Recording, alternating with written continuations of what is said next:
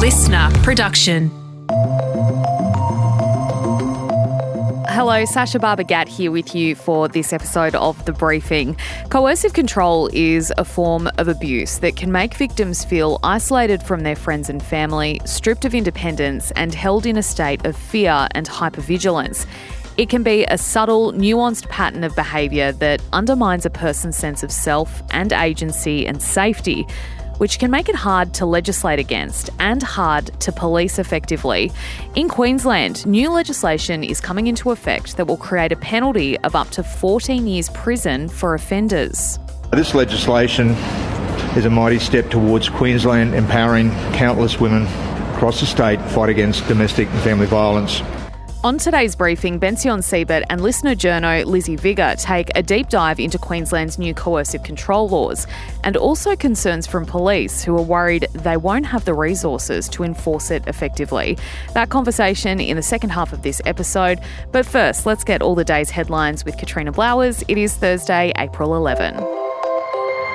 Hello, everyone. Peter Dutton has labelled comments by Penny Wong about Palestinian statehood as reckless, saying it shows a clear prejudice towards Israel. The opposition leader saying this during a speech last night at the Sydney Opera House. Let's take a listen. For a crass domestic political win, Penny Wong has damaged our relations with our ally Israel. It is the most reckless act of a foreign minister I've seen in my 22 years in the parliament, and it has weakened our international reputation and standing. So on Tuesday night, the Foreign Minister flagged the possibility of endorsing a two-state solution, saying it was the only way towards peace. That would mean recognition for both Israel and Palestine as independent states.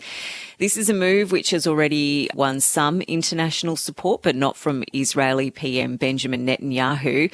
So while most of the Middle East, Asia, Africa and South America has formally recognised Palestinian statehood, countries like Japan, Canada and New Zealand take the same line as Australia, as well as the big players, the US, of course, UK and France.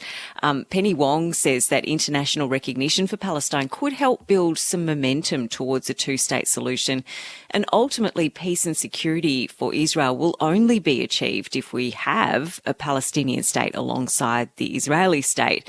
But other Liberal senators, as well as now we've heard Peter Dutton, they say it's disgraceful, particularly to be talking about this while Hamas holds civilian hostages. So, yeah, quite a complex issue for the federal government to be wading into it this time. And in his speech last night, Dutton also blamed police and Labor for a rise in anti-Semitism, labelling them weak and woke. And meanwhile, Hamas's leader has repeated calls for a ceasefire, claiming 3 of his sons and at least 2 of his grandchildren have been killed in an airstrike. And he made this statement from his base in Qatar, where negotiations continue for an end to the fighting, but with little progress. Katrina, also we've seen over the last day or so families in Gaza marking Eid, which is the end of Ramadan, and that is usually marked by big celebrations, families coming together, lots of food, lots of joy. But of course this year in Gaza it's been completely marred by the conflict. 2.2 million people cannot find enough food to eat on the Strip, and half of the population is on the brink of starvation. Now, we've seen comments from Joe Biden, who has once again kind of used this really strong language towards Israel and Benjamin Netanyahu. He's labelled Netanyahu's handling of the whole thing as a mistake. That's a quote, saying Gaza should have total access to all food and medicine for the next 6 to 8 weeks. Now, Israel has responded. The defence minister has said that Israel, quote, plans to flood Gaza with aid, describing what he called a new phase of humanitarian assistance to the Gaza Strip. Now, of course, this is all talk in public forums. However, you can't help but feel that maybe some of this growing international pressure is finally going to have an impact, and we're going to see that critical aid, food, water, medicine supplies make its way into Gaza safely. US President Joe Biden says he is considering Australia's request to drop the charges against Julian Assange. So you might remember back in February, Anthony Albanese backed a parliamentary motion calling for the return of the WikiLeaks founder to Australia. Barry Pollack, who is one of Assange's lawyers, has called Biden's comments encouraging. And indeed, Katrina, it is the first time that I've been able to find that we've seen a US leader make these sort of comments to say that they are even considering dropping this prosecution. Last month, Assange's extradition from the UK was put on hold after London's High Court said the United States must provide assurances that he would not face the death penalty. Yeah, just a bit of a recap. The 52-year-old is wanted by the US on criminal charges over the release of confidential US military records and diplomatic cables back in 2010. This has been going on for a while now. Washington says the release of the document had put lives in danger. If extradited, Assange faces a sentence of up to 175 years in a maximum security prison. Now, Assange is married. His wife, Stella, has said that he's being persecuted because he exposed the true cost of war in human lives. He, released state secrets about the war in Afghanistan and Iraq. And Stella Assange has said that his health continues to deteriorate in prison, and she fears that he'll die behind bars. She's been worried about the state of his health for some time. An update now on the situation in Alice Springs, where authorities have decided to extend a curfew in place to crack down on youth violence. A group of 10 South Australian police officers have been temporarily sworn in to the Northern Territory Police Force after arriving in the town. They will be assisting local authorities, with another group of 10 officers being deployed in a week's time. Yeah, and if you'd like to know more about what is happening in Alice Springs right now, you can go back and check out yesterday morning's deep dive with a local social worker. We spoke to her to find out how locals are feeling and what the situation is on the ground and how, they feel that authorities are responding to it.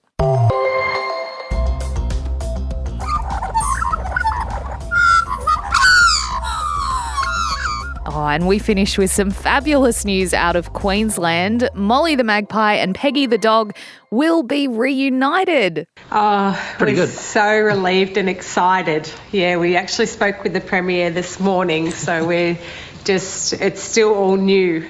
Yeah, so they were the owners, Juliet and Reese, on A Current Affair there. Now, you might remember we talked about this story last week. Molly and Peggy, so Molly's the magpie, Peggy is the staffy. They became social media stars after their humans documented their unlikely friendship. But they were torn apart when local wildlife authorities seized the magpie last month. His rescuers found him in 2020 as a chick in a park after he fell out of his nest. They took him home and raised him, but they did not have the appropriate licence to keep the bird.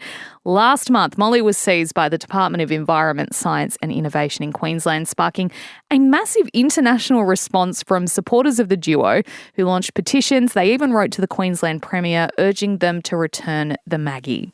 Yeah, there's a huge following of these guys on Instagram and Facebook. I mean, the pictures are super, super cute. The family who had raised Molly have now got their wish with the news they'll be allowed to obtain the licence they need to keep the bird. They still haven't seen Molly yet, though. The couple say that they've been getting daily phone calls and that they're told that Molly's doing well, but they really need to see Molly to make sure that Molly's happy and not fretting too much for them. The Premier in Queensland, Stephen Miles, has put out a statement to confirm it, saying Molly will be home very soon. The cynic in me, Sasha, goes, there's an election in October. Well, I'm sure Premier Stephen Miles does like magpies and staffies and has a good heart, possibly. This also has garnered so much international attention, and many local Queenslanders who've been, railing against the government and bureaucratic red tape on this one. I just think this is an easy win, and the timing probably isn't a coincidence. Well, I echo your sentiments there, Katrina. But I've got to say, if that's what it takes, if it's an election that is the driving force behind this reunion, then I'm going to take it as a win. And we all know how much social media loves a reunion video, so I will be hanging, waiting to see when Molly and Peggy have that moment when they see each other across the backyard and go, oh my God, we're together again. I personally can't wait. Katrina, thank you so much. Next up, it is our deep dive into Queensland's new coercive control laws. Hey, a note before we jump into this morning's deep dive. It covers domestic abuse and violence. Coercive control is a pattern of abusive behaviours that can include emotional, psychological and financial abuse, gaslighting, isolation, intimidation and sexual coercion, among other sometimes subtle forms of abuse. Queensland has become the latest state to outlaw it following New South Wales, creating a new offence with a maximum penalty of 14 years in prison. Advocates say it's a huge step in the right direction that will help protect victim survivors of domestic abuse, most of whom are women and children. But police are worried they don't have what they need to enforce it. Lizzie Vigar is a listener journalist from Cairns in Queensland, and she joins us to talk through the new law and how it might work in practice. Lizzie, thanks so much for joining us. What prompted the Queensland government to act now on coercive control? Hi, Bension. Look, it really goes back to the death of Hannah Clark and her 3 children back in 2020. We were all horrified when Rowan Baxter ambushed Hannah and the couple's 3 children, dousing them in petrol and then setting their car alight before killing himself. The 3 children, Alia, aged 6, Leanna, who was 4, and Trey, 3-year-old, died in the car. 31-year-old Hannah, who had suffered severe burns to everything but the soles of her feet, died in hospital just hours later. It was later discovered that Hannah had been subjected to years of abuse at the hands of Baxter. Her parents lobbied the then Palaszczuk government to introduce much tougher laws, and those laws were introduced to the Queensland Parliament last year and finally passed a few weeks ago. Here's Hannah's father, Lloyd, speaking at the announcement. This legislation is a mighty step towards Queensland empowering countless women across the state fight against domestic and family violence. Hannah didn't know she was in an abusive relationship because she wasn't being physically harmed. But now coercive control has been outlawed in Queensland, potentially saving the lives of many women and children. So let's go through it. What is coercive control exactly? Could you give us some examples? So coercive control is when someone repeatedly hurts, scares or isolates another person in order to control them. It's domestic abuse and it can cause serious harm, so it's important to know the signs. It can be the abusive person controlling their partner's money, saying who they can and can't have as friends, spying on their social media. It could even be them telling their partner what they can and can't wear. Everyone's experience can be very different. The abusive person often tailors the controlling behaviour to the person they're abusing. They may use a combination of abusive behaviours which can change over time or as a person's circumstances change. So it may not be physical violence, but it is a form of violence. Here's the Queensland Women's Legal Service Chief Executive, Nadia Bromley, at the same press conference. Some people have suggested maybe we didn't need this law, that there have been laws already, there's domestic violence laws, something's been done. But it's the voices of those thousands of brave victim survivors and the tragic stories of many who didn't make it here that compel us not just to do something, but to do everything we can. That's the work we have to do, that's the work we did today, and that's the work we'll do until it's done. So coercive control was outlawed in Queensland last month. How is that playing out? Yeah, well, it's been quite interesting. Ian Levers, he's the president of the Queensland Police Union. So he says while he really does welcome the new laws, it's going to actually be very hard to police them. It is a real challenge for police where police are becoming DV fatigued and is actually taking a toll upon the police.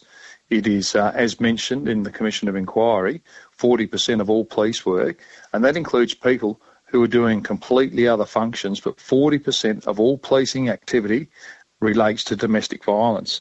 And what we do know is we're responding to over 500 domestic and family violence incidents every day. There's been 60,000 breaches and DV orders over the past financial year. There's been 190,000 calls for service when it comes to domestic violence. It is a real problem for police. It is challenging, and we cannot be the only agency that responds to family and domestic violence. So he's basically calling on the Queensland, New South Wales and Victorian governments to really get active in recruiting new police. With the new offence of coercive control, we need at least another 500 police immediately to be able to do that, because otherwise there is a false expectation in the community that we will be able to police this, and we're really setting people up to fail. Not only police up to fail, but victims who believe they'll be protected. This is real challenging for us, and at a time in our nation's history when on the eastern seaboard, that is Queensland, New South Wales and Victoria, we are down 4,000 police. So it's not just Queensland, it's New South Wales and Victoria who are struggling to attract people to join policing agencies. So we have some real problems ahead of us, and I will say this is not a state issue in Queensland. This is a national issue that needs to be addressed. Those are some absolutely shocking figures, and obviously a really difficult quandary, I guess, for police, and a scary thing for victim survivors. Did Ian have any other ideas about how to make these laws work? Yeah, so he definitely did. He thinks that police and the union do have some ideas that will make a big difference. Not just the new laws, but other proactive campaigns to address the problem. Rehabilitation for offenders. People are not talking about that. We have many people, whilst they're on remand in prison, they are not entitled to any rehabilitation courses which may be on offer unless they're sentenced. And often, because the court process takes a long time, by the time they're dealt with, the penalty is the time is served. Therefore, no rehabilitation has taken place. That is just dumb and doesn't make sense. And I've done a lot of research as to what is occurring overseas. There are many things we can do to be able to combat this horrific thing, which is domestic and family violence. Pretty powerful words there. So, Lizzie, has the Queensland government considered how to address these issues also in culturally diverse areas of the state? Yeah, well, they've definitely been considering that. Here's Ian Levers again addressing that very point. We need to work with different cultures. We need to work with First Nations people and see how we can do things better and adapt to their individual needs. That is really important we do it in 2024. We're a lot smarter now than we were 50 years ago. We take into account someone's background, the challenges that they've had to endure throughout life. So I just think we need to do that, and we need to act on this as a matter of urgency. And Bension, look, Ian Levers says we actually all have a part to play in addressing domestic violence. I think we've all got a part to play. This is a community responsibility, not only from a local community, a multidisciplinary approach, and the justice system has a very, very important part to play. Police are part of the justice system. We all need to play our part in this if we are ever going to make meaningful change. So everyone's got to own this. Every organisation, whether it's child safety, housing, education, youth justice, everyone has a responsibility. A lot of NGOs around the state, they need to step up and do their job. Community leaders need to step up. This is everyone's responsibility. We just cannot put it on one group of people. Very strong words there. Let's hope that they go some way to addressing this horrible problem. I couldn't agree with you more, Bension. Let's leave the final word to Hannah Clark's mother, Sue. Government has acted. The police are listening, and there are more resources on the way. It's now up to the rest of us, everyday Queenslanders. We need to speak out against those signs of control when we see them, in our mates, in our family members, and even in ourselves. And recognise that in Queensland, this isn't just poor behaviour anymore. It's a crime, and you won't get away with it. Lizzie, thanks so much for your time. It's really good to be with you, Bension. LiSTNR.